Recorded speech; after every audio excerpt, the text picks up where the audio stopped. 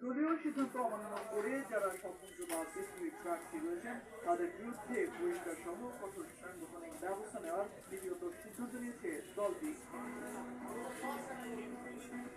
দলীয় সূত্রে জানা যায়, বিদ্রোহী বা স্বতন্ত্র প্রার্থীদের তাদের সঙ্গে দলীয় নির্দেশনা জানিয়ে দেওয়া হয়েছে। এই ক্ষেত্রে মনোনয়নপত্র প্রত্যাহারের বিএনপি থেকে আসন ছাড় পেলেও স্বস্তি পেয়ে জোট সমিতি। বিএনপি নেতারা স্বতন্ত্র প্রার্থী হওয়ার ভোট হাফ হওয়ার ঝুঁকি দিয়েছে। কেউ কেউ এই বিদ্রোহের পেছনে বিএনপির বিরুদ্ধে ইন্ধনের অভিযোগ করেছেন। ফলে দলটির স্থায়ী কমিটির সদস্য আবির খসরু বলেছেন, ভবিষ্যৎ রাজনীতির চিন্তায় কেউ কেউ প্রার্থী হলে মনোনয়ন প্রত্যাহারের আগে কেটে যাবে সংকট আছে।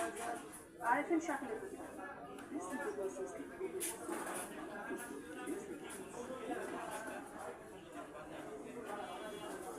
কাউকে দলে যোগদান করিয়ে তার সাথে আসন সমঝোতায় ত্রয়োদশ সংসদ নির্বাচনে জোট সঙ্গীদের সাথে আসন ভাগাভাগি করেছে বিএনপি। শুরুতে এই সংখ্যাটা ৩০ ইঙ্গিত দেওয়া হলেও জনপ্রিয়তা জনভিত্তির মাপকাঠিতে মাত্র ১৭ জনকে ছাড় দিয়েছে তারেক রহমানের দল, যাদের প্রায় সবাই যুগপৎ আন্দোলনের শীর্ষ নেতা।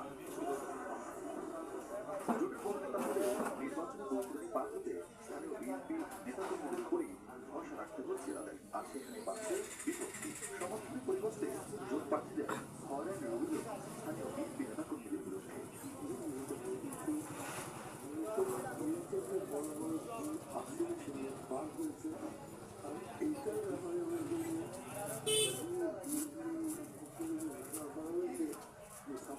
প্রার্থী হিসেবে আমি করবো, কিন্তু তারা আমার নিজেদের পার্টি একজন প্রার্থী করে হয়েছে। তারা সমস্ত শক্তি দিয়ে যারা